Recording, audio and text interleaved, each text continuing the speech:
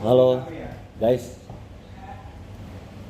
aku lagi bersama dengan ahli kopi, namanya Mas Bowo, yang kemarin lagi. Nah, kita sekarang akan fokus bicara tentang kopi ya.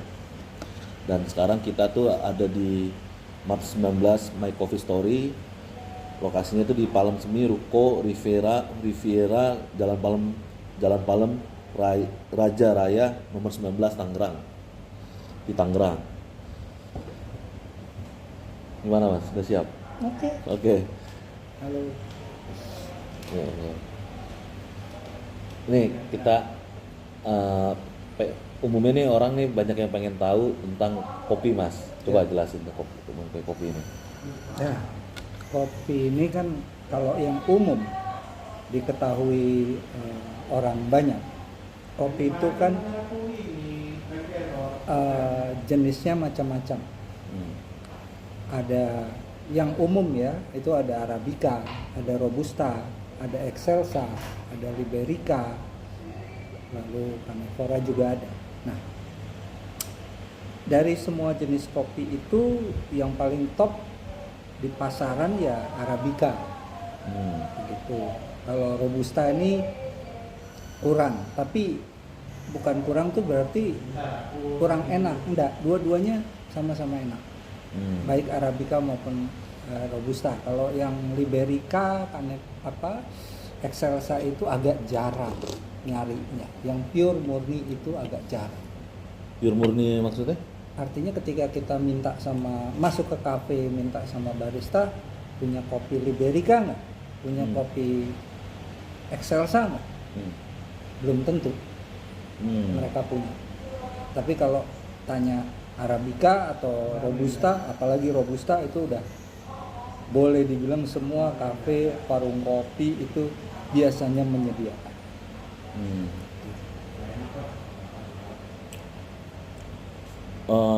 Yang paling enak apa? Ada nggak maksudnya? Mungkin ada kelebihan kekurangannya ya? Ya jelas ada kelebihan kekurangannya ya. Kalau secara umum jadi gini, penilaian kopi tentang rasa kopi, ada yang bilang asam, ada yang bilang pahit, ada yang bilang macam-macam. Itu tergantung, itu tidak dari sifat dasar kopinya itu sendiri. Tapi sebenarnya kalau menurut apa yang sudah saya teliti, itu sangat dipengaruhi dari cara tanam. Cara tanam, lalu proses rawat pohon kopi, proses pasca panen, masuk setelah pasca panen itu proses roastingnya atau masak bijinya, dan terakhir ada di tangan barista. Begitu. Jadi ketika kita masuk ke satu kafe, terus kita kopi itu rasanya katakan asam atau pahit atau apa, itu sebenarnya bukan semata-mata belain barista ya, bukan semata-mata itu kesalahan barista, enggak. Tapi sebenarnya kalau kita mau tahu proses di belakangnya, itu dimulai dari petaninya dulu. Cara tanamnya dia bagaimana? Apakah monokultur? Apakah permakultur? Nah, monokultur itu perkebunan di mana kopi ketemu kopi, semuanya kopi, hamparan kopi. Sementara permakultur itu dia bercampur dengan tanaman lain. Nah, sekarang logikanya, kopi yang terbaik itu kopi yang ditanam dengan cara permakultur. Terlebih permakultur itu ada yang metode agroforestry. Begitu. Nah, sekarang logika saya sih gampang. Tuhan kan menciptakan tumbuhan, tapi Tuhan tidak pernah menciptakan perkebunan. Perkebunan itu hasil keserakahan manusia. Gimana kita minum kopi bisa enak? Ini contohnya kopi ini. Nah. Ya. Ini contohnya kita lagi ngopi. Ya. Terus Sekarang kalau cara tanamnya sudah diperbaiki, misalnya dirubah, tidak pakai sistem monokultur, kita pakai sistem permakulturnya, kopi campur dengan tanaman lain, otomatis rasanya akan berubah, lebih enak. Itu saya jamin. Nah, masalah perawatan pohon itu juga sangat menentukan. Kecenderungannya kopi perkebunan monokultur itu akan membutuhkan asupan pupuk kimia dan pestisida. Sementara kopi permakultur itu tidak. oh, kopi permakultur ya. Iya, dengan cara tanam permakultur. Itu tidak ya. Itu tidak Perlu tidak membutuhkan pestisida. pestisida. Oh. Karena apa? Karena dia bercampur dengan tanaman lain, hama, kemungkinan karat daun atau hama-hama kopi yang lain itu untuk berkembang itu sulit. Lain kalau kopi ketemu kopi, kopi ketemu kopi, semua kopi, hama cepet banget. Ya makanannya kopi. Coba di sampingnya ada tumbuhan lain. Misalnya duren, misalnya cengkeh. Apa? You name it. Kokoa, apa? Coklat, vanila atau apa. Ketika si hama ini mau pindah, dia akan mati di situ. Nggak bisa pindah lagi. Okay. Karena makanannya udah beda di pohon di sekitarnya dia. Gitu. Lalu pupuk. Kalau permakultur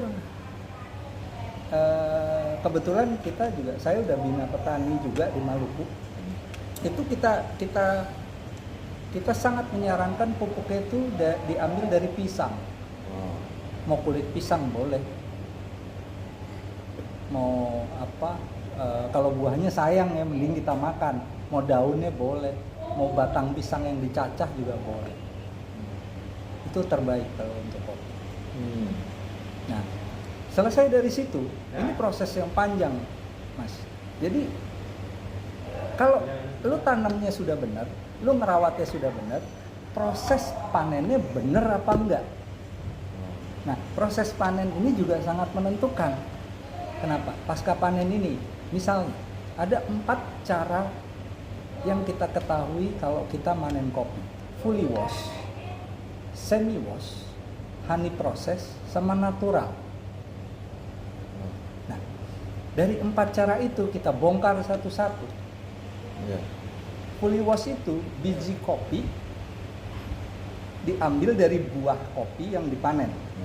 Buah kopi itu dikupas di dalam air, direndam di dalam air, dibersihkan di dalam air. Sementara kalau kita kupas buah kopi itu kan ada lendirnya, apa mukosa atau apa, lendir itu kan sebenarnya vitaminnya kopi. Kalau dengan fully wash dicuci bersih, vitaminnya hilang. Yang kesisa tinggal asam, acidity, sama kafeinnya. Gimana orang mau sehat, gimana orang mau enak minum kopi. Lalu semi wash itu kayak fully wash, cuma dia buah kopi itu dikupas, dibersihkan, tapi tidak direndam terlalu lama di dalam air, langsung dijemur. Ini masih mendingan, cuman tampang biji kopinya nanti agak butek sedikit. Nah, lalu honey process ini kayak fully wash, cuma di tweak tuh di apa ya, di upgrade lagi. Ini difermentasi lagi. Jadi tidak natural. Rasanya memang bisa berbeda. Kalau misalnya ada yang ada proses honey process, kopi honey process, tulisannya rasanya bisa kayak jeruk, bisa kayak macam-macam. Iya, karena itu proses non alami di situ. Yang terakhir itu natural. Natural ini buah kopi dipetik, dikupas, dijemur. Ini yang paling bagus. gitu. Ya. Jadi hasil akhir yang diterima sama barista, enak atau tidaknya itu kopi, itu akan ditentukan oleh proses-proses yang tadi gue cerita. Gampang kita ngelihatnya ketika dilihat kopi itu bersih, agak coklat muda putih, itu udah fully wash. Saya akan menghindari kopi fully wash. Udah nggak ada vitaminnya kok. Asam iya, pahit iya, kafein iya. Walaupun kafein itu bisa ditentukan nilai kadar kafeinnya ketika proses roasting atau masak. Gitu loh. Setelah proses pasca panen tadi selesai, kita bicara proses roasting atau masak biji kopinya. Nah, ini ada beberapa metode. Yang jelas, kadar air biji kopinya harus di angka minimal 11% dulu. Itu dulu dikejar, baru di roasting. Nah, ketika di roasting, itu ada pilihan lagi, mau light roasting kah, mau medium roasting kah, mau dark roasting kah. Oke. Nah, orang kalau nggak paham, cenderung akan nurut sama roaster atau barista. First crack, light roasting. Sekarang gini, light roasting itu kafein dan acidity-nya paling tinggi. Bayangkan kalau lu terima kopi fully wash yang sudah kadar asamnya tinggi, vitaminnya sudah hilang, lu masak light roasting. Jujur, ketika saya dapat kopi yang seperti itu, nggak lama saya muntah. Asam lambung saya tinggi, tapi gue doyan ngopi. Gimana caranya nurunin kadar acidity-nya sama kafeinnya? Ya, itu ketika diproses roasting itu, teorinya gampangnya gini, makin gelap atau makin matang itu kopi ketika dimasak, makin dark ketika di roasting. Itu nilai kafein dan nilai acidity-nya akan berkurang. Acidity itu keasamannya ya? Keasaman. Jadi setelah di roasting, keasamannya berkurang gitu ya? Tergantung cara ngerostingnya. Sekali lagi, lo pilihannya yang mana? Light roasting, muda, medium, so-so, 50-50 katakan, sama dark roasting. Kalau gue pasti cari yang dark roasting. Kenapa? Acidity-nya sama kafeinnya sudah lebih rendah. Lebih rendah ya? Iya. Kurang ya? Iya. Apalagi kalau kita terima kopinya, kita lihat di kafe, waduh, ini fully wash, hancur nih lambung gua. Tahu kan kita nggak tahu, kita tinggal beli doang, tahu kopinya fully wash apa enggak? Tahu dari mana? Bisa ditanya sama barista, itu satu. Dan kadang barista suka menyediakan biji kopinya di tempat. Dari situ kelihatan biji kopi yang fully wash kayak gimana, yang semi wash kayak gimana, yang honey process kayak gimana, yang natural kayak gimana. Itu bisa kelihatan. Pada intinya makin putih, makin bersih itu biji kopi, itu fully wash. Makin dekil, ini gampangnya ya, makin dekil itu ya makin mendekati natural. Entah dia semi wash, entah dia natural. Kalau honey process ini agak beda. Honey process ini warna biji kopinya cenderung berubah karena ada proses fermentasi non alami di situ. Ribet. Agak ribet panjang. Ya, kopi tidak segampang yang orang pikir. Tinggal minum doang ya. Tinggal minum doang. Beli gitu ya. Iya. Ternyata prosesnya panjang guys. Oh banget. Belum kalau kita udah bicara detail. Iya. Itu gue ibaratnya riset pribadi berapa tahun toh. Iya. Di Ambon ya, riset pribadi di Ambon. Gue riset pribadi di Ambon, di Maluku. Itu risetnya itu macam-macam kopi, menanam kopi ya? Apa ada robusta, ada arabica gitu? Oh enggak. Gimana? Jadi gini. Nah, ini panjang lagi nih. Boleh, nggak apa-apa. Kalau bicara soal Ambon. Awalnya Maluku, Provinsi Maluku itu tidak terkenal sebagai daerah penghasil kopi. Nggak ada orang tahu.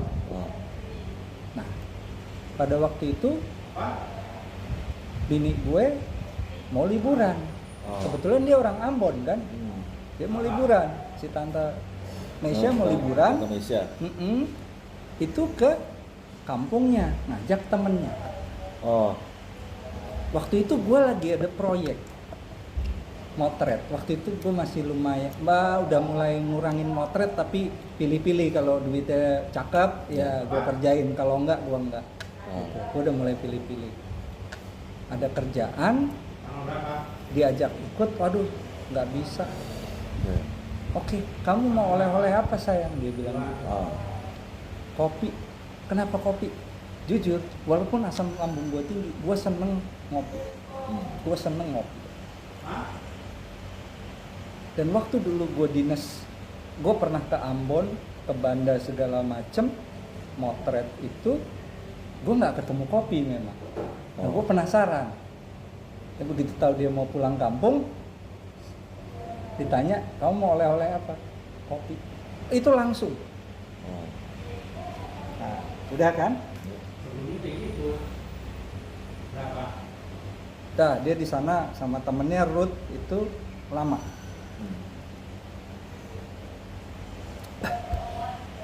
Di sana dia nelpon lagi. Sayang, kamu oleh-olehnya nggak mau diganti aja? Ini kata dia. Kenapa?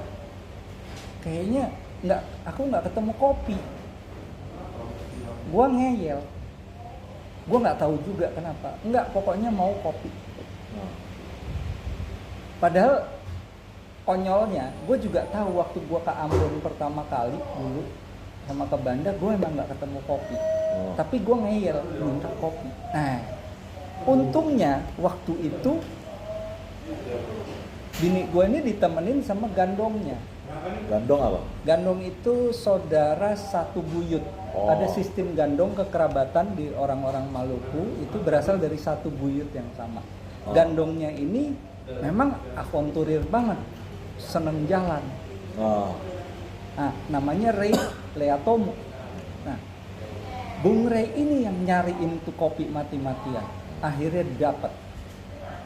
dapat ada kebetulan mahasiswa namanya Bang Nanang, dia punya produk namanya Katong Pung Kopi. Katong Pung Kopi. Dapat kan? Begitu sampai gue dibawain 2 bungkus. Terus gue lihat kopi Maluku, udah. Ini nggak ketahuan nih Robusta Arabica dan lain-lain. Begitu gue coba, kaget. Ibarat kata maaf ya, sampai waktu itu rada nyumpah. Anjing, ini kok rasanya beda banget. Ini kopi lain banget. Udah pernah coba kan kopi? Yeah. Nah, ini kopi kok begini rasanya? Gue tanya dong sama bini gue. Terus dia cerita, ini yang cari gandong dia, si Rayzon Leatomo itu. Dia dapat dari temennya, jaringannya dia lah. Pokoknya susah banget nyari ini barang. Waktu itu gue diem aja. Kok kopi bisa rasanya seperti ini? Ini luar biasa. Menurut gue waktu itu ini luar biasa, beda banget. Rasa kopinya sulit ya dijelaskan, tapi yang jelas sangat berbeda. Itu dari siapa kopinya? Kopinya yang cari itu Rayzon Leatomo, gandongnya bini gue. Gandong. Masih apa satu marga lah ya? Enggak satu marga, satu buyut. Satu buyut, nenek moyang. Satu nenek moyang. Iya. Ya satu masih keluarga gitu kali ya? Iya, keluarga, kerabat kayak gitu. Oh, dari dia, coba dia. ini kopi apa, lu penasaran jadi ya karena enak rasanya. Sangat enak. Ya. Nah, akhirnya nggak lama gua ngomong, punya duit nggak saya? Ada, kenapa gini? Ya kita juga ada uang.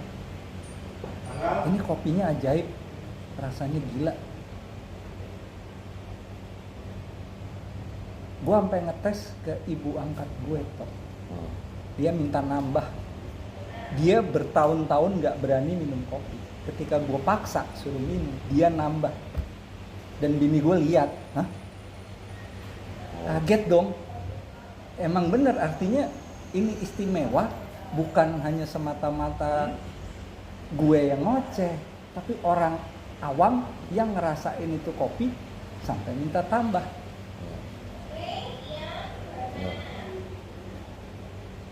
Padahal dia udah bertahun-tahun nggak pernah minum kopi dan memang bukan pengkopi.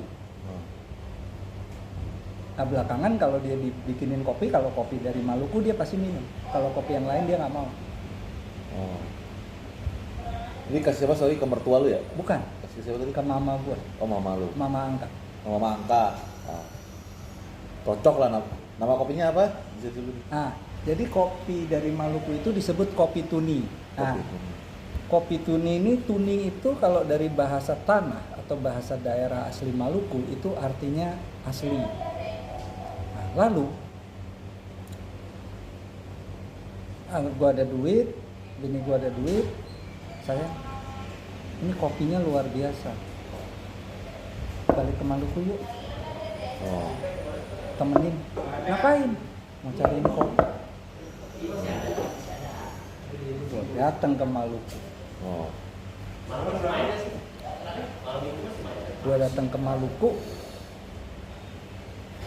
nyampe di Ambon, di kota Ambon, langsung dikenalin sama Gandong Ray itu.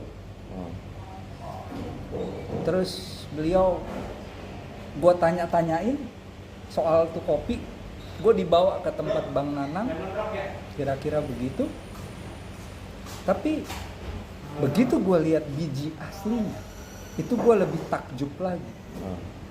Biji aslinya itu ternyata besarnya seperti kacang hijau, kecil bang. Biji tuni itu ya? Iya, karena yang gue terima tuh udah bubuk. Itu bijinya kecil banget. Dah, akhirnya ngobrol-ngobrol sama Bang Nanang, sama Ray, ada bini gua di situ. Dimulailah perjalanan keliling. Gua keliling Maluku, hampir ke semua pulau. Awal-awal itu tidak menemukan kopi. Nggak ada itu barang, nggak ada itu kopi. Sorry, gua potong sebentar. Jadi ini ceritanya udah masuk di mana proses penemuan Mas Bowo ini menemukan suatu kopi baru di daerah Maluku. Dan dia beda dengan kopi lain seperti kopi Arabica sama kopi Robusta. Namanya ya ini, kopi tuni. Yang adanya di Maluku. Ya. Maluku tuh luas ya, bukan Ambon aja ya? Bukan. Ambon tuh nama pulau dan nama ibu kota provinsi. Oke, Mas lanjut boleh Mas. Oke. Akhirnya gue keliling Maluku. Nggak nemu. Lalu kita pulang balik ke Jakarta tangan hampa. Tapi gue masih penasaran. Balik lagi gue ke Maluku setelah beberapa bulan. Nah akhirnya Gandong Ray itu bilang. Gandong Ray. Terus Bung Ray ini, Rayzon ini bilang, Kakak Bowo, kalau bahasa di sana kan beta itu artinya saya. Nah, beta dulu sempat tanam kopi di tempat beta pung itu artinya punya, tete itu kakek. Oh ya, di mana? Bung, itu di daerah Waipia. Itu kopi yang tuni-tuni ini, beta seng paham, beta seng tahu. Saya tidak paham, saya tidak tahu. Itu kata Ray. Dia malah nggak tahu itu kopinya. Jenisnya Dia nggak tahu. Dia Ya, nggak tahu. Karena dia bukan pecinta kopi. Bukan. Nah, ya, kalau pecinta kopi pasti dia telaah lah gitu ya kan. Oke, kita ke Waipia. Itu jauh tok Waipia. Sampai di Waipia, ternyata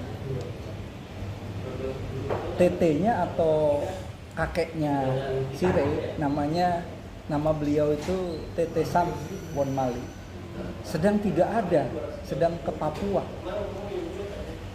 Jadi yang bersangkutan tidak ada nih di rumah. Adanya saudara-saudaranya Ray yang lain. Terus Ray, ya sudah kakak, kalau begitu ayo mari ikut beta. Katong tuh kita ke kebun. Jalan, kebunnya gede, jalan di belakang rumah. Sampai di kebunnya, di titik itu dia bingung. Itu kopi nggak ada. Itu gandong Ray sampai tidak enak sama gua. Kenapa tidak enak? Udah jauh-jauh pergi ke YPA. Dia bilang dia yang tanam dulu. Waktu dia SMA dia yang tanam. Dan lokasinya ya di situ. Tapi begitu kita sampai, nggak ada itu kopi toh sama sekali. Tanaman lain iya, cengkeh ada, vanili ada, apa ada, langsa ada, tapi kopinya nggak ada. Itu Bung Ray sampai nggak enak hati, ya udahlah, mau gimana lagi, hitung-hitung jalan-jalan. Nah, udah, akhirnya kita agak lama waktu itu di Ambon. Mulailah kita ketemu sama beberapa orang. Waktu itu ketemu sama Bapak Abraham atau Om Abraham Tuheteru di negeri Eti di Pulau Serang. Itu mulai dapat penjelasan secara adat, secara budaya, secara apa. Dan kopi ini dia suruh keluarganya cari. Nah, akhirnya kita dapat kopi itu di Ariate. Ada kopinya. Lalu keliling lagi dapat di Laturake, di atas gunung. Itu tok ke Laturake 5 gunung naik turun lu jalan kaki. Karena motor tidak kuat nanjak. Jalanan ada tapi motor tidak kuat. Mobil apalagi. Jadi kalau turunan lu naik motor, tanjakan lu dorong motor. 5 gunung.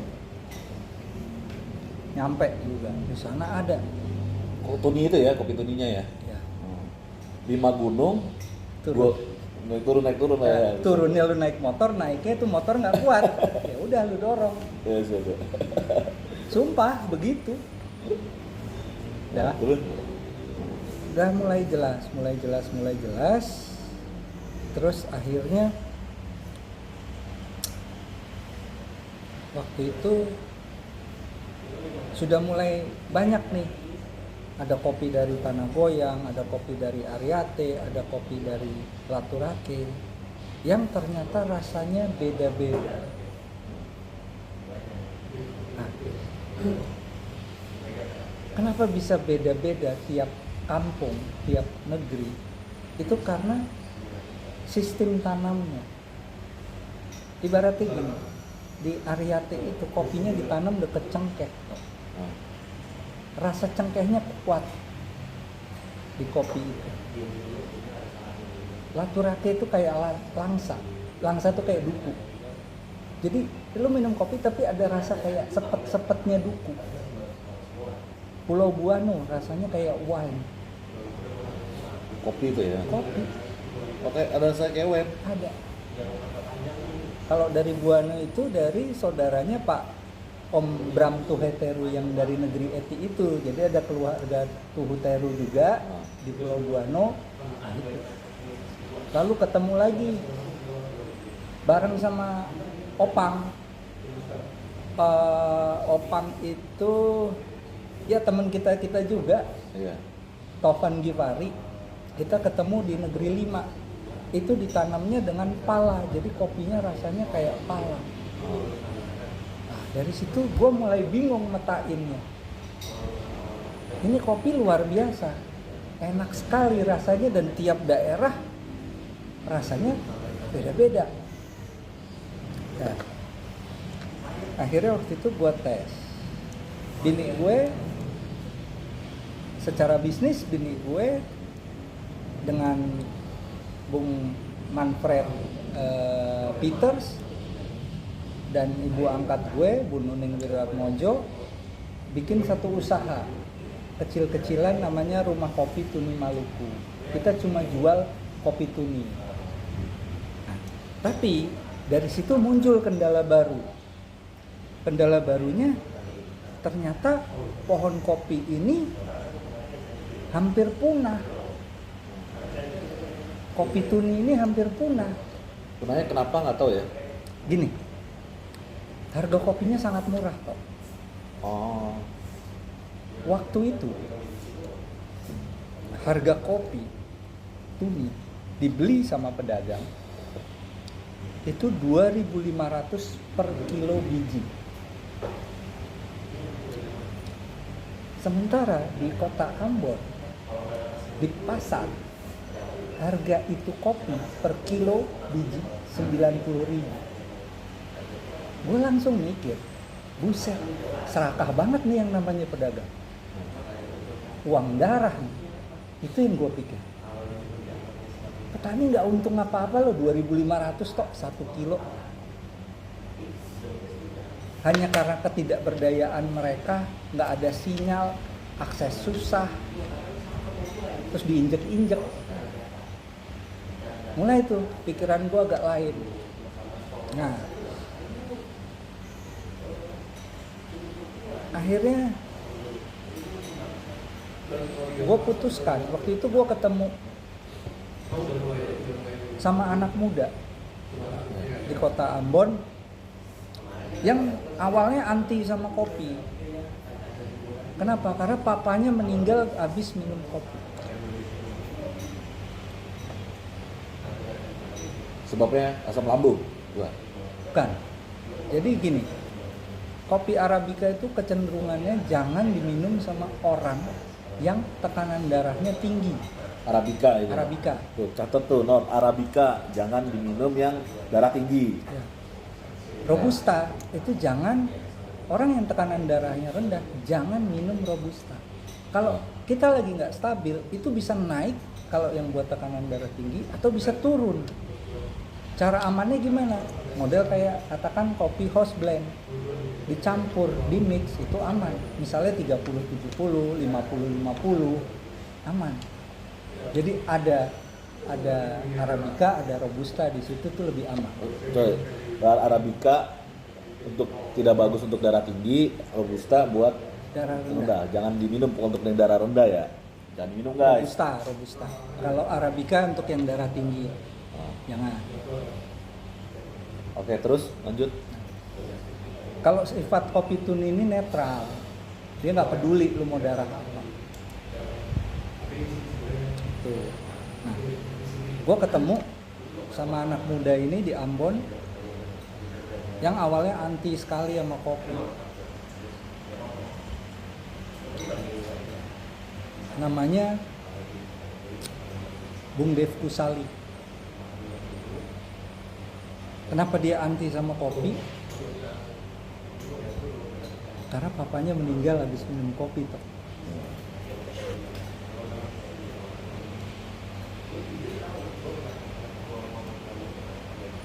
Lu kebayang bencinya kayak apa tuh orang.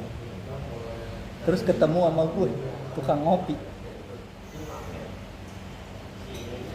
Nah, akhirnya pelan-pelan gue bisa buktikan ke dia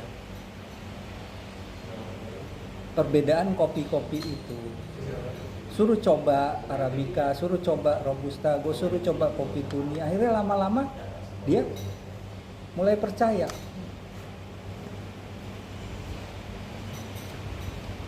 Terus berkaitan sama visi dan misi gue, cita-cita gue untuk kopi Maluku ini, akhirnya kita putuskan waktu itu dengan Bung Dev Kusali ini untuk bikin Yayasan Kopi Maluku di tahun 2017. Yang tujuan kita membuat sistem tata kelola kopi. Jadi kita benahin nih dari A sampai Z nih, dari hulu sampai hilir nih. Gitu. Oke, stop di situ deh, Mas. Oke. Oke, stop di situ aja. Nanti bakalan panjang nanti nih, guys. Jadi Mas Bowo ini menemukan suatu kopi baru namanya kopi Tony. Mirip seperti Arabica sama Robusta, hanya mirip. Tapi dia ada kelebihannya sendiri, dia tuh bikin asam lambung ya, kira-kira begitu. Dia punya kadarnya baik lah, asidisinya rendah, asidisinya dia lebih rendah lah dibanding Robusta sama Arabica ya Mas ya, kira begitu. Nggak pahit, dan itu ditemukannya di Maluku. ya. Pulaunya apa Mas? Di pulau apa? Di Pulau Seram. Oh, di Pulau Seram. Di Pulau Seram dia temukan yang namanya kopi Tuni. Nah, jadi sepak terjangnya ini kan lama nih guys untuk menemukan suatu penelitian kayak begini. Nah, untuk selanjutnya nanti kita akan membahas bagaimana menanam kopi Tuninya ini, kelebihannya, kekurangannya, bukan lawan kompetitornya apa ya, kesulitannya apa tuh untuk kopi Tuni itu nanti kita bahas. Oke, setelah episode ketiga ya, ini episode kedua. Yang kemarin tuh kita ngebahas fotografi. Ini Mas Bowo nih ahli apa aja kayak disentuh bisa, asal kepekaan sih ya. Ya kebetulan kan ibaratnya alhamdulillah ya kita dimurahi Tuhan, dimurahi Gusti Allah ya. Ya dikasih lihat dikasih sesuatu yang seperti itu. Cuma memang tidak mudah. Tidak mudah. Ya. Tapi dipermudah. Enggak juga. Enggak juga ya. Ada yang dipermudahnya, ada yang juga yang dipersulitnya ada. Terus terang begitu. Tapi begini. Ini kopi Tuni ini anomali dan kita lagi coba ikut. Jujur saja kita lagi coba ikut. Jadi gini, International Coffee Organization sekitar 7 tahun ke depan tuh akan announce beberapa jenis kopi baru. Kita lagi usahain kopi Tuni ini bisa dapat nama patennya, nama latinnya, dan bisa ikut sebagai kopi yang diperkenalkan nanti. Dengan begitu, melalui kopi Maluku ini Indonesia sah merupakan negeri atau negara penghasil kopi endemik. Oh, ini kopinya endemik, Pak. Beda lagi Ya. nih, kopinya endemik namanya, Endemik guys. itu artinya asli ya. Kopi asli. Ya. Kopi endemik, dan berarti kopi asli di Robusta sama Arabica itu kopinya asli apa? Jadi gini, Robusta dan Arabica itu, Liberica itu yang bawa dulu penjajah. Oh, stop. Nah itu nanti kita bahas ya. Panjang, asli panjang. Nanti bakal panjang itu ceritanya kita. Jadi kopi Tuni ini kopi endemik ya, kopi endemik asli. Maluku. Wah gila ya. Itu kenapa alasan saya meliput ini, guys? Karena ini menarik. Dan dia udah pernah minum kopinya, guys. Ya, asli enak, kopinya memang enak. Kopinya tuh rasanya beda dari kopi-kopi lain yang kita biasa umum di pesan-pesan di coffee shop gitu. Ada sesuatu yang beda lah, ada rasanya tuh ada yang beda dan enak gitu. Lembut lah, ada kelembutannya kopi Tuni. Kira-kira gitu, guys. Jadi nanti selanjutnya part 3 itu kita akan membahas masuk ke bisnisnya juga nanti. Kita akan masuk ke bisnisnya apa, lalu mengenai kopi Tuninya sendiri lebih dalam, sepak terjang sejarahnya bagaimana kopi Tuni itu bisa ada, dan kita akan lebih spesifik kopi Tuninya dan bisnisnya apa yang akan dilakukan lagi oleh Mas Bowo. Ini kalau dibagi beberapa sesi mungkin 4 sampai 5 sesi. 4 sampai 5 sesi. Karena ini jujur aja ketika kita bicara kopi, kita nggak bisa bicara cuma detail ya. Kita bicara detail kopi, kita nggak bisa cuma bicara dari kulit permukaannya aja. Ada faktor dari sejarah, ada faktor nanti World Bank-nya. World Bank. Iya. Oh. Loh, kopi itu adalah komoditas nomor 2 terbesar di dunia yang diperdagangkan. Ya. Nomor 1 minyak bumi, nomor 2 kopi, nomor 3 kelapa sawit. Dulu Indonesia menguasai, tapi atas nama Hindia Belanda, zaman Belanda. Dulu nomor 1 Indonesia, sekarang Indonesia nomor 4. Kan lucu. Tanahnya sama, lahannya sama, Nggak ada yang berubah ya kan? nggak ada yang berubah. Kok posisi kita bisa turun? Ini ada apa? Nah, itu masalah tuh. Itu masalah ya kan? Masa kita kalah sama Brazil, sama Kolombia, sama Vietnam? Ya. Luas tanahnya untuk lahan kopinya kita paling gede. Betul. Belanda dulu kaya, maaf ya, bukan hanya karena rempah loh, karena kopi. Dia raja kopinya dunia. Belanda. Dulu. Oh mungkin dari apa jajah rampas bahan-bahannya. Kultur stelsel, tanam paksa. Iya. Kalau ingat kita sejarah pelajaran di SMP, SMA atau SD tentang kultur stelsel, itu kopi yang ditanam. Iya, kopi pala ya kan? Pala sedikit, cengkeh sedikit. Oh, lebih banyak Kopi yang paling banyak. Oh, gitu guys. Itu tuh, menarik banget kan kopi. Ya, dan sekarang kalau menurut saya pribadi, saya udah hitung sebenarnya. Nih bocoran sedikit.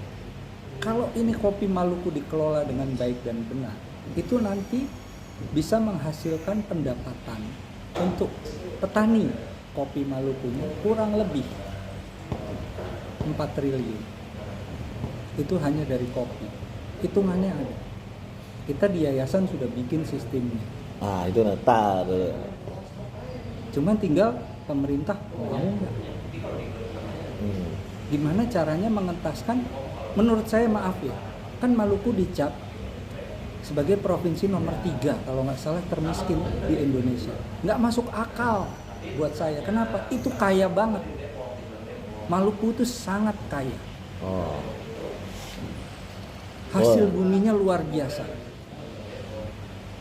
Oh, denger lo guys. Kenapa bisa seperti itu? Pasti ada salah kelola. Saya nggak mau menyalahkan siapa-siapa di sini, tapi kita di yayasan mencoba menawarkan satu sistem untuk kopi. Karena ini bocoran sedikit. Iya, bocoran sedikit. Saya ketemu nggak cuma kopi tuni, ada 2 kopi jenis lainnya yang belum akan saya publish. Oh, ada 2 lagi kopi. Ada 2 lagi kopi Mirip tuni. jenis baru. Kopi jenis baru, guys. Tuni. Bukan tuni.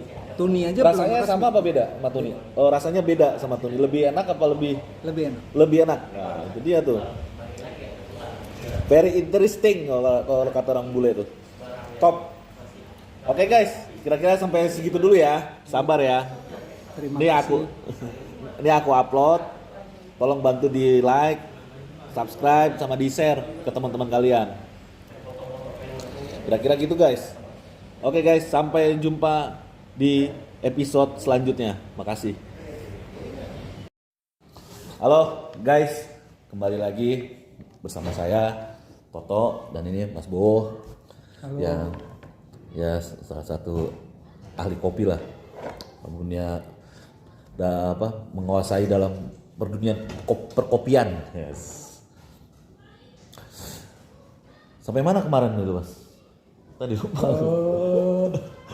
Kalau nggak salah kita terakhir bicara itu masalah kopi yang kita kelola di Maluku. Oh, Begitu. namanya kopi tuni ya. Kopi tuni. Berbeda dengan kopi Arabica dan Robusta ya. Dicatat ya, diingat ya. Oke. Silakan monggo Mas. Ceritakan Mas. Siap. Nah, jadi begini. Kalau buat saya itu ya juga penting tahu sejarahnya. Sejarah dari kopi tuni itu sendiri. Jadi begini. Saya setelah proses yang saya cerita beberapa waktu yang lalu soal kopi Maluku ini, ya akhirnya saya dengan Bung Dev Kusali sepakat membentuk Yayasan Kopi Maluku di Maluku. Ya, berkantor juga di Maluku. Bung Devi itu siapa? Bung Dev Kusali ini yang anak muda. Oh, yang tadinya itu ya, bapaknya meninggal. Ya. Karena setelah minum kopi kena serangan, kelihatannya. Terus dia pengen bangun yayasan bareng lu tuh kenapa? Setelah dia yakin bahwa kemungkinan satu, bapaknya salah minum kopi. Mungkin bapaknya punya tekanan darah tinggi, dia nggak paham, tekanan darahnya lagi tinggi-tingginya, datang ke rumah kopi atau warung kopi atau kafe, dia pesan kopi, baristanya nggak paham, main sajikan. Yang ada waktu itu mungkin di lokasi Arabica. Nggak lama habis minum itu dia katanya, yang saya dengar, saya nggak lihat kejadian tapi saya dengar cerita, bapaknya berdiri pusing, jalan ke mobil ke parkiran, jatuh dan nggak ada gitu. Jadi balik lagi, saya pikir pentingnya kalau di awal kita bicara itu proses kopi ini sendiri, dari awal mula kopi ini, cara ditanamnya bagaimana, cara dirawatnya bagaimana, cara diprosesnya bagaimana, cara masaknya bagaimana, baru bicara menyajikannya.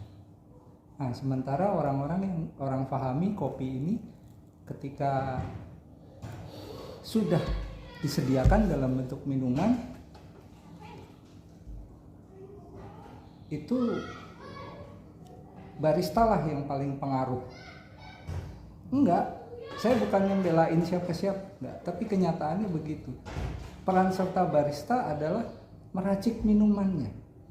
Kalau bahan dasarnya sudah tidak asik, sudah tidak enak, atau sudah sangat asam. Kenapa bisa asam? Ya tadi karena saya sudah jelaskan beberapa waktu yang lalu, prosesnya yang nggak benar, fully wash. Memang kopinya bersih, bening, tapi vitaminnya udah hilang. Gitu loh. Nah, balik ke Maluku, ya saya menemukan keanehan atau anomali. Kenapa? Dari sepenglihatan saya, kopi Maluku ini unik, ajaib, dan baru. Saya mulai menemukan dengan beberapa kali perjalanan ke pulau-pulau itu, bahwa kopi-kopi Maluku ini tumbuh di pinggir pantai. Tidak ada, Mas, sejarahnya kopi itu bisa tumbuh di pantai. Pesisir ya? Pesisir. Artinya katakan Arabica itu butuh ketinggian sekian ribu meter, kalau tidak salah 1.800 sampai 2.000 meter DPL. Arabica, Robusta butuh sekitar 600 meter DPL, Liberica butuh sekian ratus meter DPL. Lah ini kok ada satu kopi yang di pinggir pantai aja tumbuh dan rasanya luar biasa. Itu kan keanehan.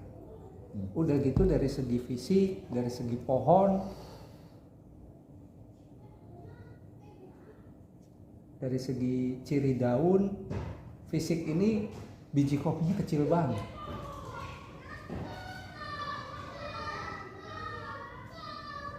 Gitu loh.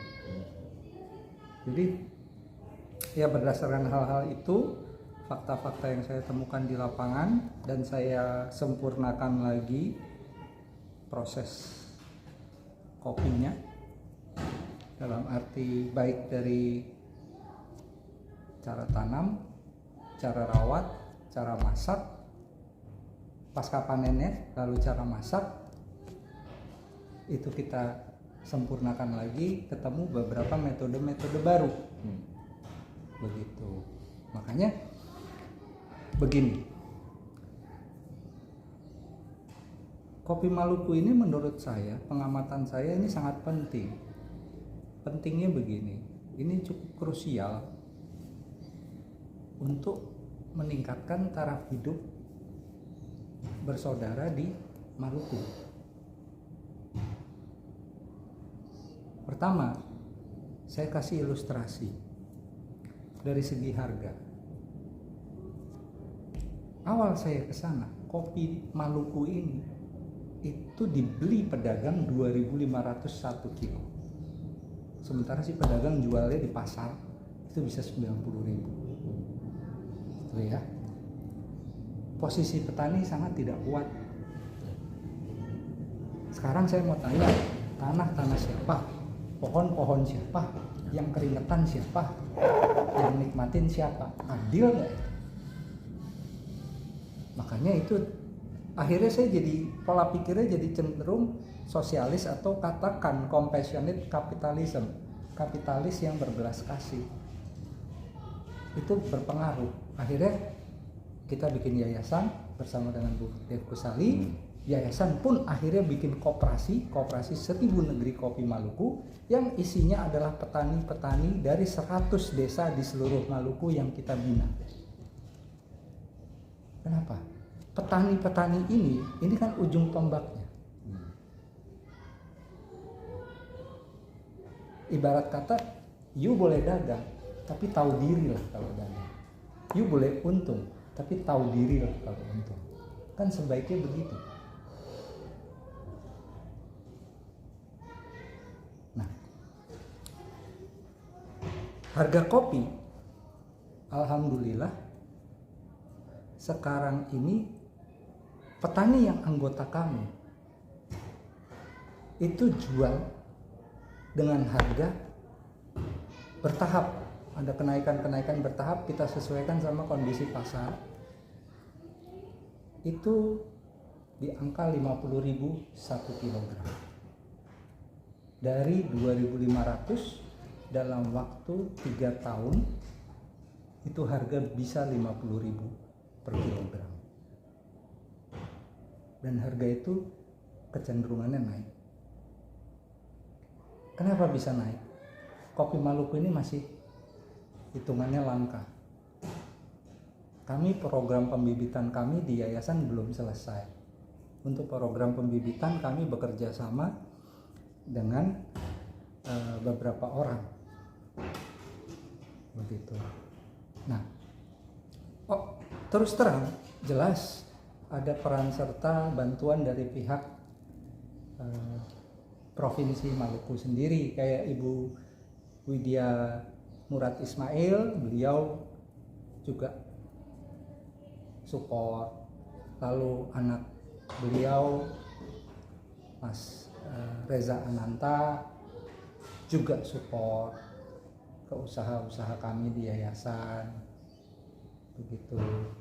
Supportnya dalam arti beliau mencoba membantu kami untuk masuk ke dinas-dinas terkait. Memang sempat ada rencana kerjasama dengan beberapa dinas terkait, tapi sayangnya rencana itu akhirnya boleh dibilang kami nggak lanjutkan. Jadi begini, terus terang kami inginkan kopi tuni disebarkan ke petani, tapi penyebarannya itu harus terdata. Siapa yang terima, satu orang terima berapa pohon, itu harus terdata, biar tidak ada ketimpangan di situ. Nggak main bagi-bagi aja, nanti ada kesenjangan sosial di situ pasti. Kalau main dibagi-bagi aja, ada yang nggak dapat. Misalnya satu kampung yang anggota binaan kita misalnya dapat 1.000 pohon. Nah 1.000 pohon itu berapa petani jatuhnya? Kira-kira begitu. Nah, tapi yang kami inginkan dibagi itu adalah kopi tuni. Cuma sayangnya bibit kopi tuni yang ada di pinggir-pinggir pantai itu rata-rata pohon tua.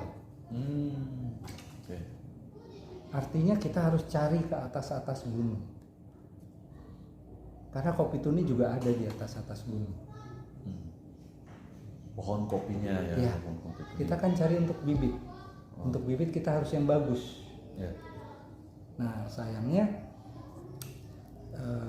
dengan kebijakan dinas terkait pada waktu itu tidak sejalan, karena apa yang mereka bagikan tidak cuma kopi tuni, dicampur dengan robusta. Makanya kami tidak inginkan kerjasama lagi. Walaupun sayangnya dari pihak Ibu Gubernur, Ibu Widya Murad Ismail itu juga sudah wanti-wanti dan sudah ya, tapi itu resiko otonomi daerah, Mas. Banyak yang jadi suka-suka. Begitu. Nah, kalau untuk koperasinya kami itu sangat dibantu. Koperasinya jadi begini, koperasi kopi yang tadi saya cerita itu juga bekerja sama dengan koperasi MCU atau Moluccan Credit Union di bawah pimpinan Pak Junustika dan Pak Johnny Pais. Jadi begini, untuk apa adanya kerjasama itu? Untuk memutus jalur ke Tengkulak. Karena Tengkulak di sana cukup sadis. Misalnya Anda petani, Anda butuh duit 2 juta, 3 juta. Saya Tengkulak. Oke. Saya kasih kamu duit 2 juta. Tapi hasil panen kamu untuk kebun yang itu 1 kebun 1 tahun buat saya. Kamu karena tidak punya kekuatan secara ekonomi akhirnya mau tidak mau. Tapi kalau dihitung, kamu terima 2 juta sekarang tapi rugi puluhan juta ke depan. Begitu panen saya yang berhak. Itu benar-benar lintah darat.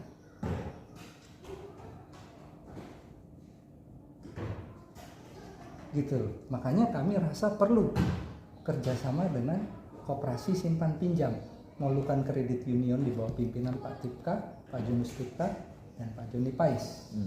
Bahkan ibaratnya sebagian dari permodalan koperasi pun koperasi pinjam ke koperasi MC. Nah, ada bantuan juga dari Kepala Dinas Provinsi Maluku, Kepala Dinas Koperasi Provinsi Maluku, Bapak Kadis, Bapak Haji Nasir Tilkodah. Beliau sangat membantu. Bahkan pada waktu COVID pun beliau masih mau membantu. Membantunya bukan dalam arti bentuk uang atau apa, enggak, perhatian, izin. Misalnya waktu COVID awal-awal itu dulu berapa tahun yang lalu ya, nggak ada orang bisa masuk kota Ambon. Tapi pembelian kopi bisa tetap jalan. Beliau yang bantu.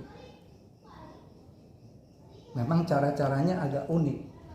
Itu kopi di drop di satu daerah, uangnya di transfer, barang diambil. Karena orang dari kota tidak boleh keluar.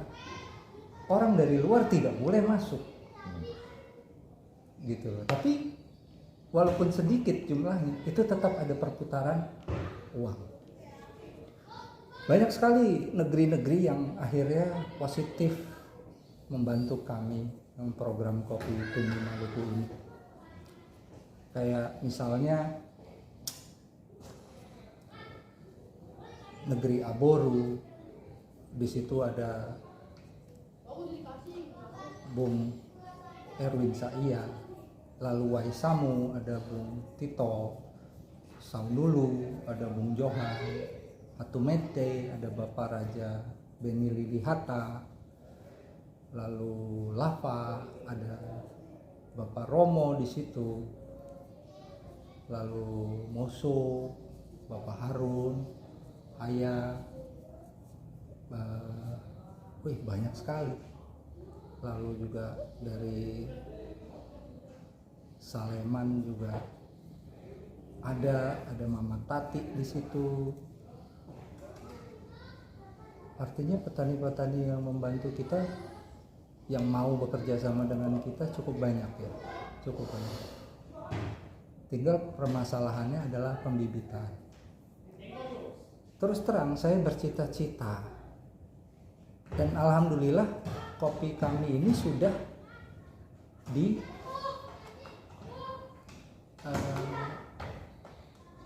diketahui dan bahkan juga sudah ibaratnya di endorse lah oleh Pak Sandiaga Uno.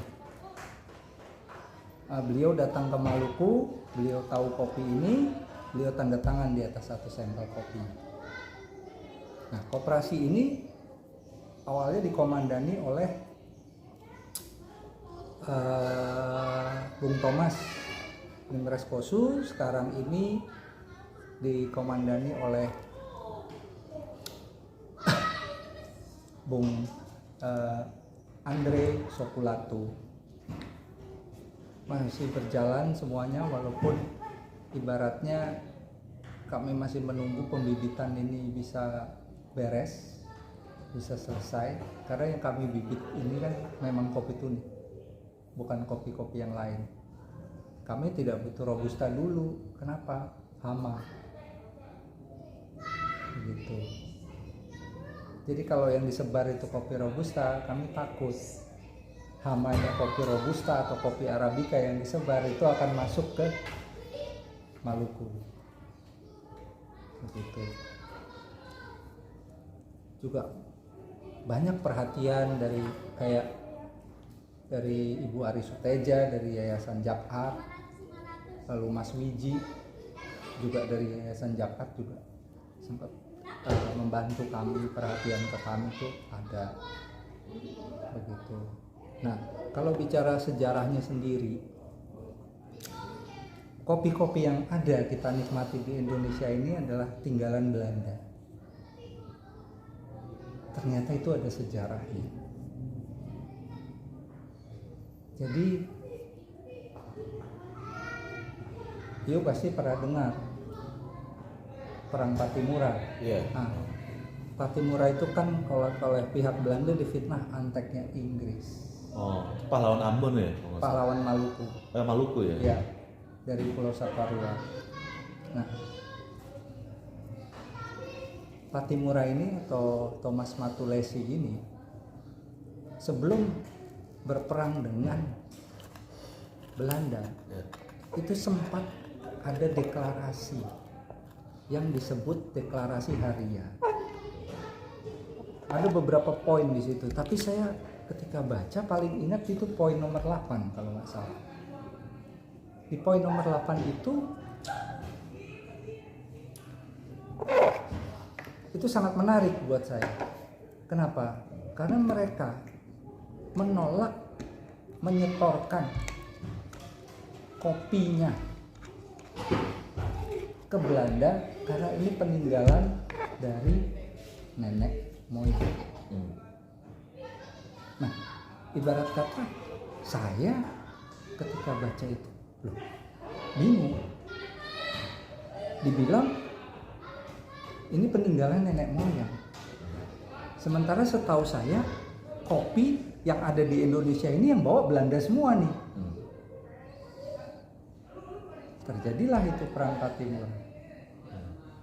Jadi fakta-fakta sejarah juga kelihatannya membuktikan bahwa kopi tuni itu adalah kopi asli dari Maluku, bukan kopi yang dibawa dari Yaman atau Ethiopia. Belanda kan ambil dari Ethiopia dan Yaman dan disebar ke seluruh Indonesia. Itu yang jadi Suriname enggak ya? Ngambil Suriname? Enggak. Jadi kopi itu hanya bisa tumbuh di daerah yang diliputi garis khatulistiwa. Itu syarat utamanya.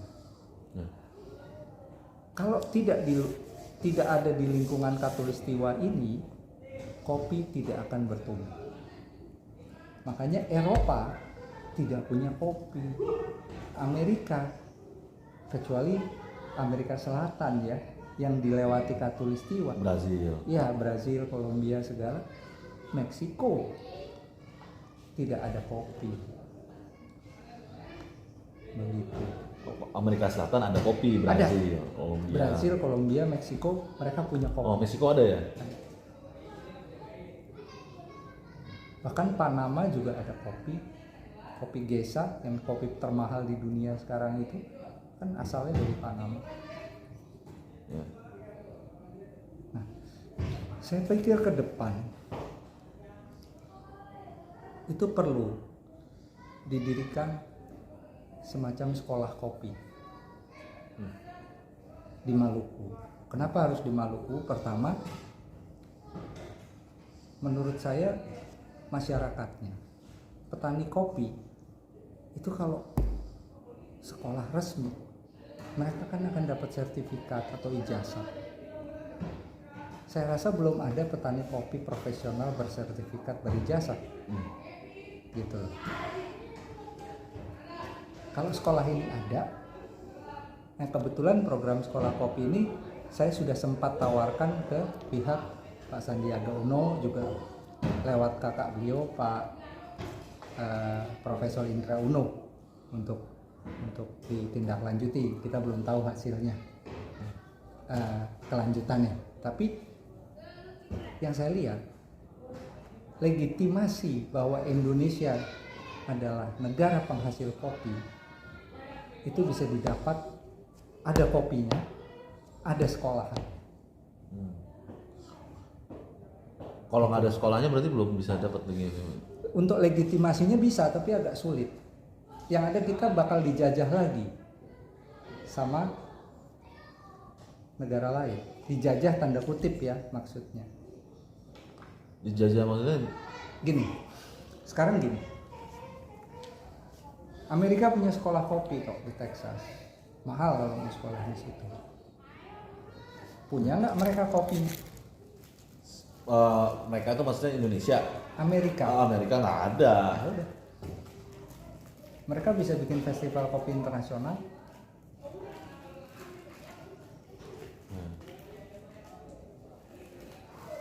Saya melihatnya dari sudut pandang itu.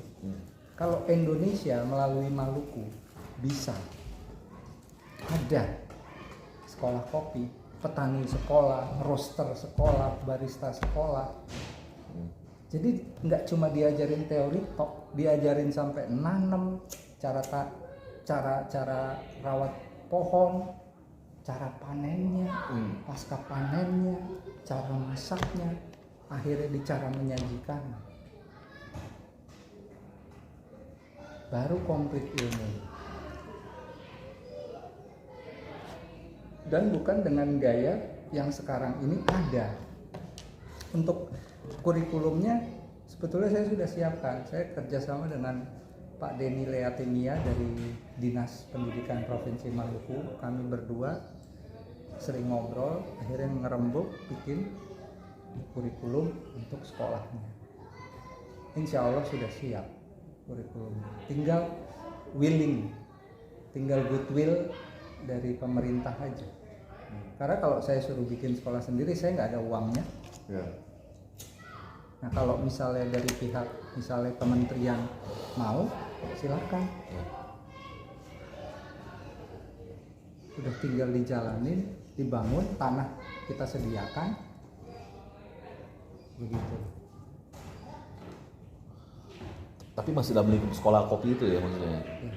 Dan sekolahnya itu ada kebun kopinya juga, tapi bukan perkebunan. Kita akan pakai cara agroforestry.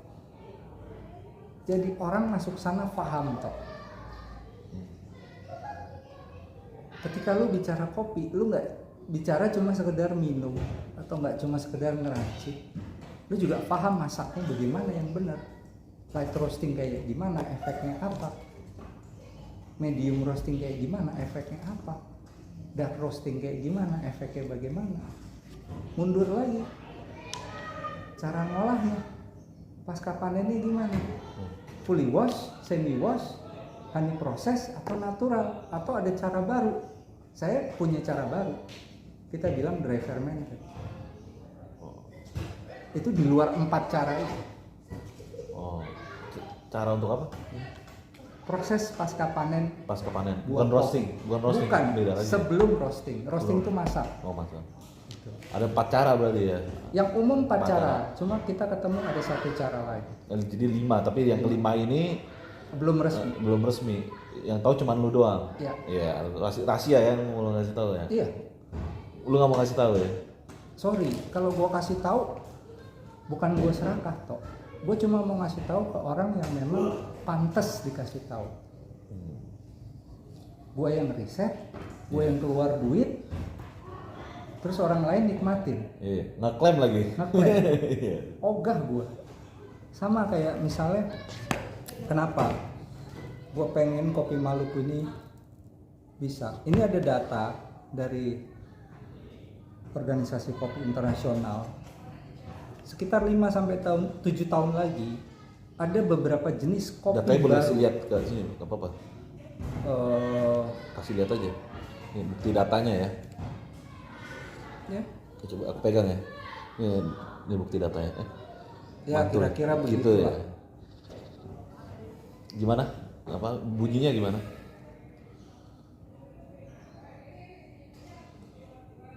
Sekitar 5 sampai 7 tahun lagi akan dikeluarkan kopi baru secara komersil. 1. Coffea racemosa. Itu berasal dari Afrika Selatan. 2. Coffea stenovilla. Berasal dari Sierra Leone. 3. Coffea brainia oblongifolia atau Coffea brasi. Berasal dari Australia. Oh, Australia kan nggak kena itu katulistiwa deh. Daerah pantai selatannya ada kecipratan sedikit.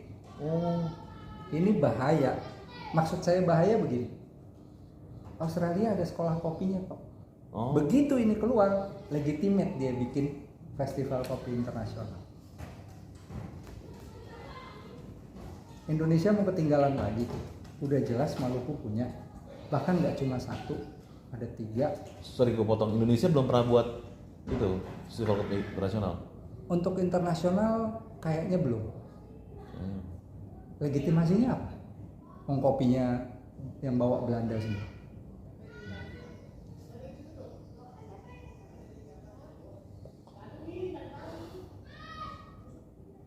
Oke, terus?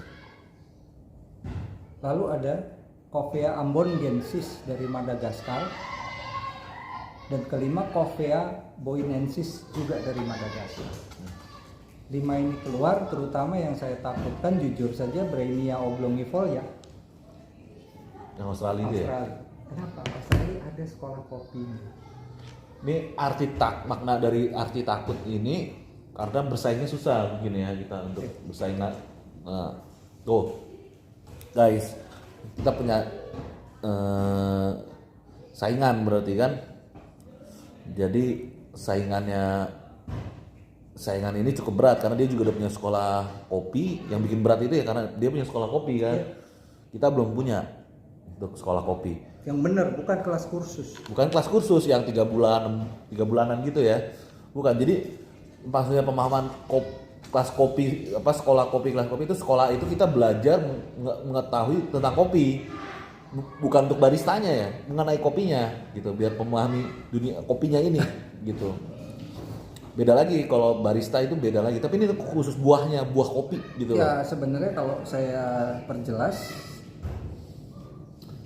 jadi begini, kalau lamanya sekolah ini kurang lebih itu 2 minggu lama pelajarannya. Sekolahnya. Ya, tapi dikejar pagi sampai malam, pagi sampai malam sehingga bobotnya kurang lebih setara D1. Bobotnya. Bobot. Ya. Oh, berarti itu bisa masuk universitas itu. Ya, bisa dimasuk kurikulum universitas itu.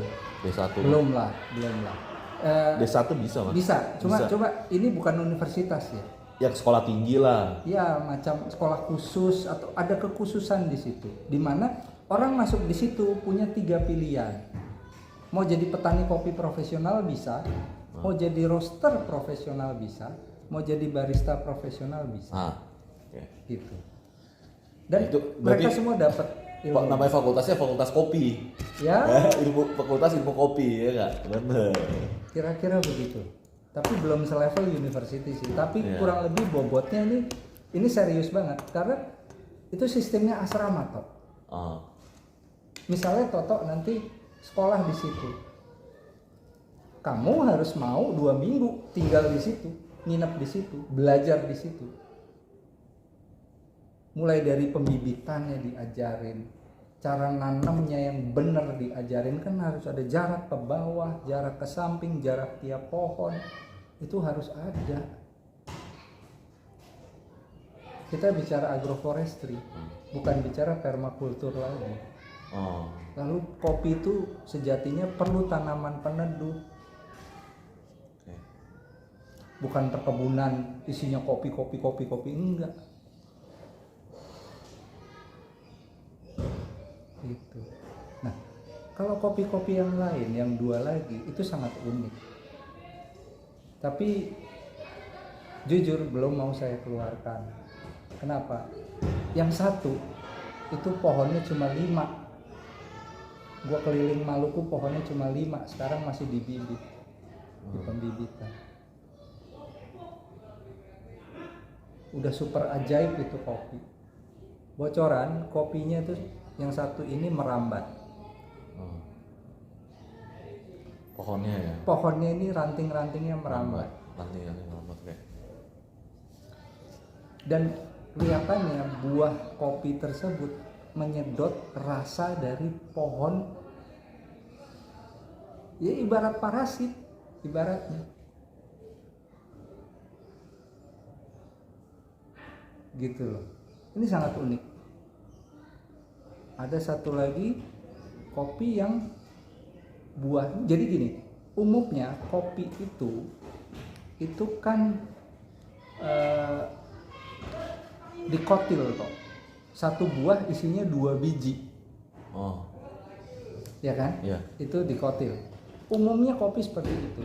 Ketika di kopi Arabica, di kopi Robusta atau Liberica atau Excelsa atau apapun, ditemukan anomali, tiba-tiba ada kopi cacat yang satu buah bijinya cuma 1 juga, atau monokotil. Itu yang disebut kopi lanang, kalau pernah dengar kopi lanang. Nah, kopi yang saya temukan lagi ini di Tenggara itu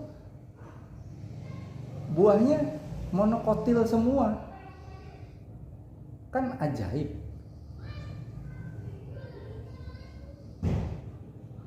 Biasanya satu buah 2 biji ya. Di dalam buah kopi itu kalau dikupas 2 biji. Lu bisa temuin satu-satu bentuk kecacatan. Kadang-kadang ada yang disebut kopi lanang. Arabica atau Robusta ada. Tapi itu langka, kecacatan. Nah ini ibaratnya seluruhnya monokotil, apa enggak ajaib?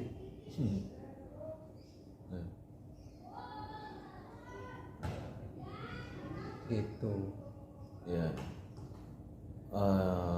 Ini maksudnya ini pohon yang beda dari pohon tuni ini kan?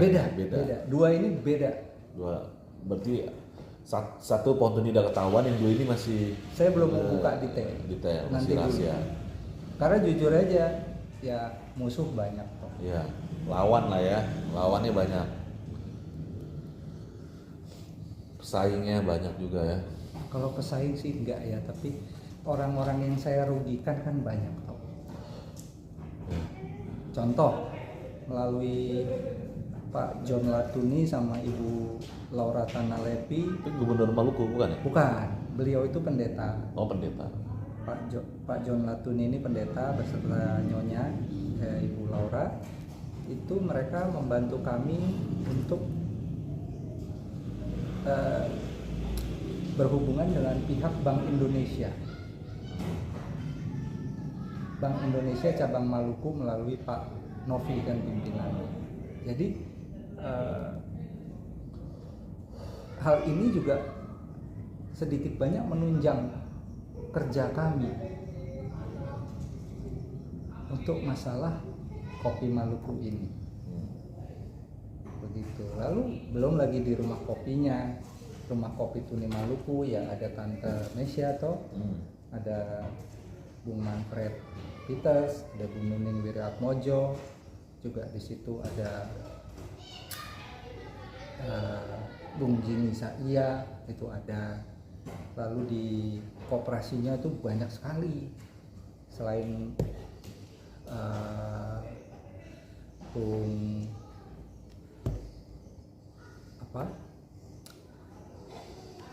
Thomas Nimres Posu ini, Bung Tommy Nimres Posu, terus digantikan sama Bung Andre Sopulatu, sekarang jadi ketua koperasinya. Juga di sana ada pentolan-pentolannya macam Pak Heri, Pak Hendrik Waah itu, lalu ada sebenarnya banyak sekali ya. Sebentar, saya mesti mengingat namanya satu-satu karena memang banyak yang terlibat, banyak yang berkecimpung. Jadi kayak tadi Aboru ada Bung Erwin Sa'ia, di Watui ada Bung Riki Faksasili, lalu di Saunulu ada Bung Johan, di Hatu ada Bapak Nus Walalayo, lalu di Waisamu ada Bung Tito. Banyak. Sumpah banyak. Mohon maaf ya yang disebutin ya. Ya kalau ada yang kelewat ya saya mohon maaf. Ada batas ya. Banyak sekali. Batas Belum di ingatan. Asilulu ada Pak Fenti. Banyak lah bantuan moral spiritual gitu dari orang-orang yang ingin melihat Maluku maju. Oke. Ya kok jujur saja kami ini berharap kopi ini bisa jadi kunci ya untuk kemakmuran Maluku ke depan, sehingga Maluku bisa lepas dari predikat provinsi yang nomor 3 termiskin. Itu buat saya itu nggak masuk akal. Itu subur banget, bahkan Pulau Jawa ini kalah subur.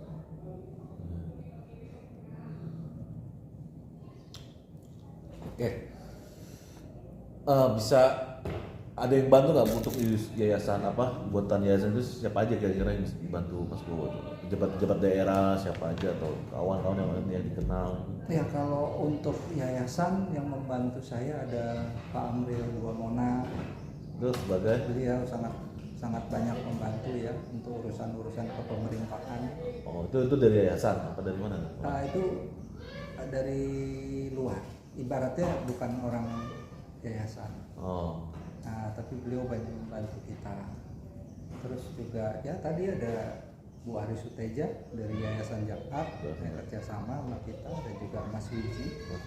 Ya. Terus ada ya selain itu ya ada Bu Widya Murad Ismail, Ibu Gubernur. Wow. Anaknya Mas Reza Ananta, lalu ada juga pihak-pihak seperti Mas Erik Aprilianto, itu juga cukup membantu di Ambon.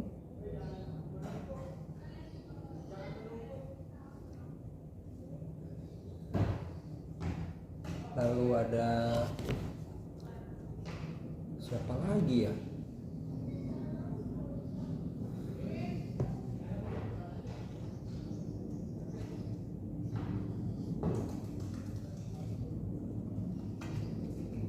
Dan itulah yang dianggap penting lah ya orang-orang yang membantu. Iya. Orang penting Ada lah. yang di koperasi juga ada Pak Jafar dari Sawai. Cukup banyak lah. Cukup banyak ya. Cukup banyak yang berharap bahwa hal ini bisa merubah nasib.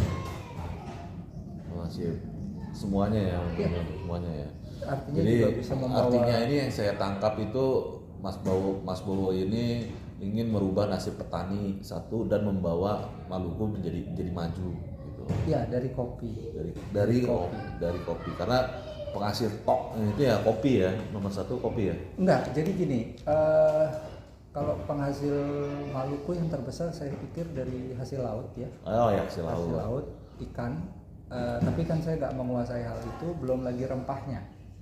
Kayak macam cengkeh, pala, vanili, kokoa, kayu manis, kayu putih, itu semua dari sana banyak sekali.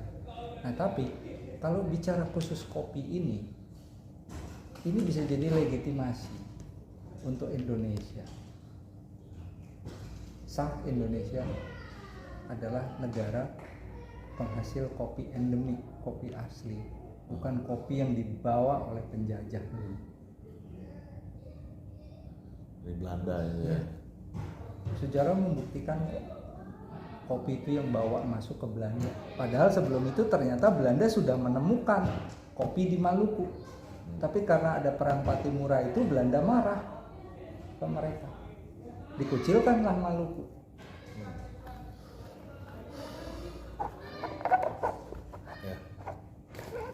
Itu kan sejarah-sejarah yang tidak banyak orang pahami, Ya, tidak orang ya. tahu. Bahkan mungkin orang di Maluku sendiri juga Nggak tahu. Tapi itu sangat menarik. Saya bersama Pak Amril juga berapa kali bedah sejarah di Maluku ini, ya memang ternyata ini bukan barang main-main begitu loh.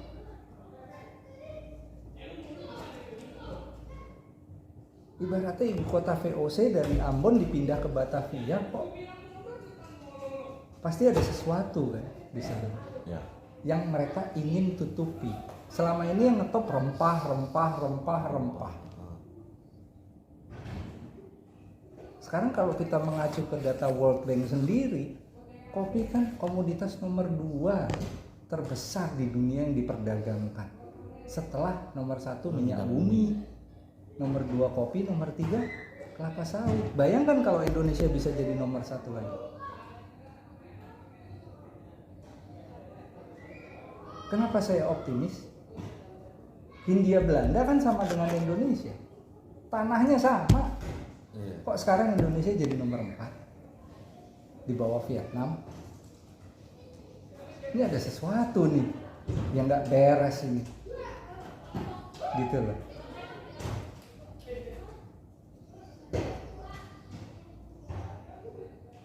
Ya ibaratnya kalau ya saran kami, kalau mau memajukan atau mau merubah nasib petani, kita main dengan cara-cara Bung Hatta, koperasi, lebih fair.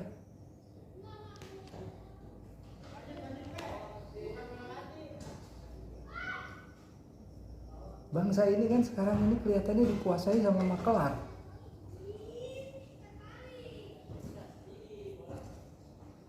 Kasarnya begitu, dikuasai makelar. Makelar yang menguasai distribusi, uang, dan lain-lain. Padahal kita negara agraris. Bayangkan kalau petani kita nggak harus cuma kopi. Sistem ini nanti bisa diterapkan di komoditas lainnya. Sistem tata kelola manajemen kopi terpadu. Itu mulai dari yang gue sebutin tadi sampai ujungnya itu sebenarnya ada pabrik kopi saset. Yang kopi kapal api itu ya. Kayak model kayak kapal gitu api. Ya, kayak gitu. Dan saya inginkan itu jadi aset pemerintah provinsi. Kerjasama dengan siapa? Koperasi dan petani.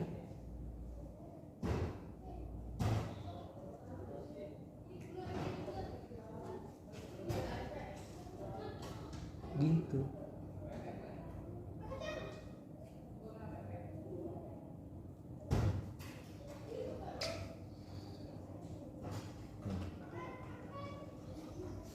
Oke, aku ambil kesimpulannya ya. Jadi yang saya tangkap itu kopi itu menjak zaman Hindia Belanda ya, Belanda masuk, kopi di khusus di Indonesia ini Hindia Belanda ya disebutnya itu, Hindia Belanda itu lebih udah terkenal ya, kopi udah terkenal, dan apa, komoditas nomor 2 ya. Pas zamannya Belanda juga ya. Pas zaman Belanda itu komoditas nomor 2. Sekarang pun masih. Harusnya masih ya. Tapi kan dulu di Indonesia turun peringkat jadi nomor 4 penghasil kopi. Tadinya nomor 1 tapi tidak nama Indonesianya, Hindia Belanda. Namanya masih Hindia Belanda. Ya, masih di urutan nomor 2. Ya mungkin kalah bersaing juga sama negara-negara yang lain ya, karena khususnya ya pemerintahnya lebih peduli ya, iya kan. Jadi itulah perjuangannya Mas Bowo ini ya guys. Jadi membentuk profesionalisme, menjadi bukan mengelit, mengetahui tentang dunia kopi lebih dalam. Jadi timbullah lahir namanya Kopi Tuni itu. Jadi kan orang-orang umum yang saya yakin ya jadi taunya itu cuma Robusta, Arabica gitu kan. Kita tinggal pesen latte gitu kan misalnya. Itu antara 2 kopi itu ya pilihannya ya, Arabica dan Robusta. Mayoritas umumnya begitu. Tapi ini beda, ini namanya Kopi Tuni yang dari Maluku gitu loh. Yang masih udah umum ya itu ya untuk Maluku ya. Kalau untuk Provinsi Maluku sendiri orang sudah mulai banyak paham. Udah mulai banyak tahu gitu loh mengenai Kopi Tuni. Dan ada lagi 2 kopi ini kata Mas Bowo ini yang masih dirahasiakan. Nah, dan juga membangun yayasan. Nah, itu dia menarik banget tuh. Jadi dengan usahanya sendiri mengenai teori-teori kopi, jadilah kebentuk yang namanya yayasan ini. Iya. Yayasan koperasi.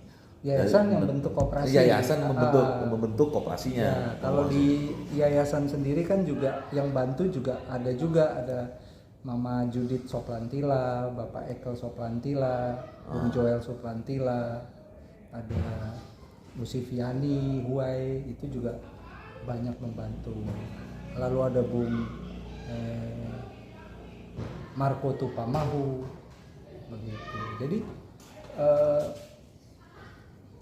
saya pikir kalau kita mau mewujudkan cita-cita ini, mau lihat ibaratnya siapa tahu kopi ini bisa jadi salah satu bagian untuk menyiapkan Indonesia jadi satu negara yang kuat atau negara yang istilahnya super power lah kira-kira nanti misalnya 5-10 tahun ke depan. Karena jujur saja apa yang saya lihat di pemerintahan yang sekarang ini, wow, Pak Jokowi itu sangat menyiapkan itu. Memang banyak-banyak infrastruktur yang dibangun, memang orang banyak nggak suka mungkin atau ngoceh, nggak keru-keruan. Tapi yang beliau lakukan itu menyiapkan generasi muda nanti loh. Yang menikmati kan bukan kita. Ya mungkin lu masih nikmatin, ibaratnya katakan generasi seusia Pak Jokowi atau seusia saya mungkin udah enggak. Jadi infrastrukturnya juga membantu ya, logistiknya ya, pengiriman itu ya gitu, dari itu kepedulian dari pemerintah ya, salah satu contohnya ya, dengan membangun infrastruktur gitu. Nah, balik ke yayasan dan koperasi ini kan, Pak Mas Bowo udah berhasil nih buat koperasi. Nah, ini koperasi ini di bidang bisnisnya ya kan, berjual beli ya, untuk menjual beli kopi Tuni pada kopi lain. Kita khusus sekarang ini Kopi Tuni. Khusus spesial kopi Tuni. Cuma memang sayangnya jumlahnya masih sangat sedikit karena ya itu tadi, pohonnya sebenarnya sudah mau punah, pembibitannya belum berjalan dengan lancar. Tapi kita pelan-pelan. Yang penting kita nggak diem aja. Iya, yang penting nggak diem, itu dia. Gitu. Ikhtiar gitu kan, ikhtiar usaha itu yang penting. Tuhan kan nggak akan diem aja kalau kita nggak. Tuhan akan bekerja juga kalau kita juga ikut bekerja gitu loh. Kalau kita sama kerja gitu loh. Ya kira begitulah guys. Terus dan Mas Bowo ini juga udah mendidik petani-petani di Maluku sana. gitu loh. Itu luar biasa banget gitu. Luar biasa. Saya pribadi ya, ibu saya seorang guru, saya melihat dedikasi ya, dengan penghasilannya tidak seberapa. Tapi kalau buat saya, orang yang mendidik itu, buat saya pribadi itu jasanya besar dan nggak bisa dinilai dengan uang gitu. Nah, balik lagi untuk koperasi ini, mau selanjutnya apa nih Mas? Kira-kira ada strategi baru lagi untuk mengembangkan ekspor. Mau ekspor nih, untuk mengembangkan koperasi, dia pengen ekspor Pak Bowo ini. Cuman memang kendalanya jelas masih ada satu, kualitas. Kualitas itu bisa kita capai kuncinya di sekolah. Oh, balik ke sekolah ya. Iya. Nah, sekolah ini kan mengadakan standarisasi untuk petani kopinya. Oh, oke. Gitu. Sekarang kopi yang beredar di Maluku itu, yang kopi tuni itu ada di koperasi. Yang kopi lain, Arabica, Robusta, itu kan di pasar umum. Banyak, maaf, pedagang nakal, dicampur. Yang nakal pedagangnya, bukan petaninya, justru orang-orang yang ngolah gitu. Ya, makanya saya bilang bangke. Iya. Ngolah-ngolah itu paling bangke. Ini negara, akal-akalannya orang, oknum lah itu ya. Iya, tapi ini negara ibaratnya ini negara makelar jatuhnya. Kasarnya begitu. McLaren Ya. Kenapa mereka campur? Karena kopi tuni lagi naik daun. Sekarang 1 kilo itu bisa berapa ribu butir biji kopi. Lu campurin separohnya, mata lu udah jereng ngeliat itu. Lu mau pilahin tuh satu-satu. Iya lah. Kan nggak mungkin. Kecil itu. Kecil masih. Waduh. Setengah mati. Gitu. Makanya di sekolah saya juga punya harapan kalau sekolah ini nanti berdiri, ada itu dulu ada Bung Evan Lewol. Beliau itu pernah, boleh dibilang muridnya almarhum Om Bob Sadino. Oh, ini jago sama pertanian. Saya optimis kalau nanti sekolah ini jadi, itu Bung Evan Lewol itu akan saya maksimalkan di situ. Begitu. Jadi ibaratnya beberapa memang walaupun mereka tidak punya titel atau apa, oke, nggak ada masalah karena secara praktisi mereka sangat menguasai. Gitu. Nggak harus kita jadi doktor atau profesor atau S1 untuk memahami hal beginian. Kita kebanyakan teori juga percuma kalau nggak ngapa-ngapain. Nggak praktek ya, harus praktek memang. Kayak turun langsung itu penting banget, terjun langsung. Iya. Udah kemana-mana nih Mas Bowo, lihat petani, menyaksikan langsung cara kerjanya bagaimana hasilnya, ya kan? Ya, gitu. Kita riset mulai dari cara tanam, cara rawat, proses pasca panen, cara roasting, sampai cara menyajikan minuman. Ya. Dan itu konsep itu kita rampung masuk ke dalam calon sekolah tanda kutip ini, sekolah kopi ini.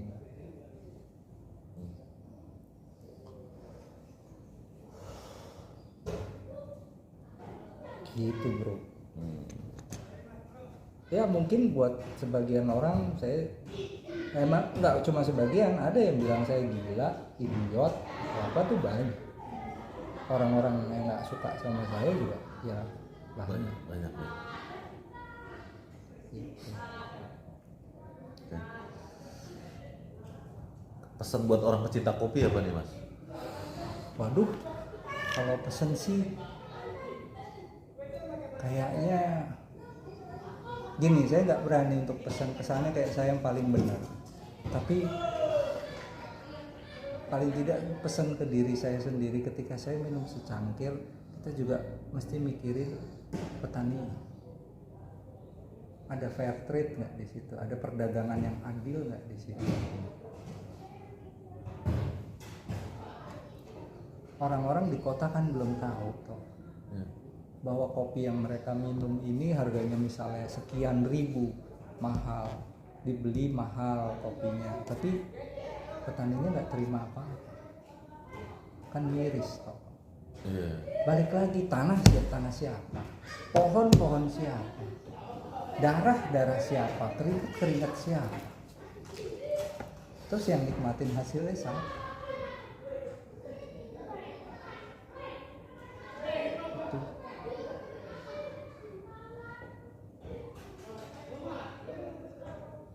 Ya nggak tahu lah, nanti ke depan saya belum berani janji banyak, ngomong banyak, tapi dengan Pak Amril Bormona memang kita ada rencana untuk tanda kutip rencana untuk bergerak lebih maju ke depan untuk soal kopi Maluku ini.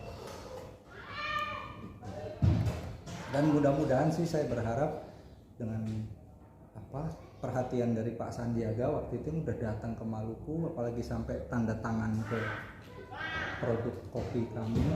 Ini saya ada fotonya, mau dikasih lihat juga apa? Bisa. Mudah-mudahan kelihatan ya, mudah-mudahan bisa kelihatan jelas ya. Iya. Tapi juga perhatian dari Pak Profesor Indra Uno, kakaknya Pak Sandiaga Uno juga ada. Apalagi beliau tuh kan orang pintar ya, Pak Profesor ini. Nah ini kopi tuni nih yang paling kecil. Nih guys, yang paling kecil ya kopi tuni nih, paling kecil nih, yang paling kecil itu kopi tuni.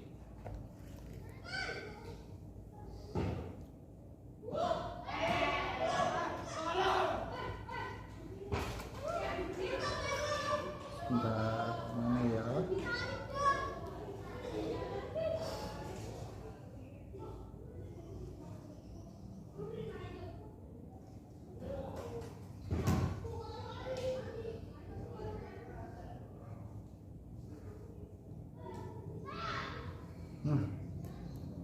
Ini dia, ini kopi kami, mudah-mudahan terlihat ya. Sudah ditandatangani. Di bawah ya, tanda tangannya yang bawah ya. Sama Sandiaga Uno. Biar nggak mantul gimana ya. Ya itu jelas lah ya. Kira-kira begitu guys. Nah ini Pak Sandiaga ketika lagi mencoba kopinya. Ini dengan baristanya petani yang kami bina, Bang Ipul.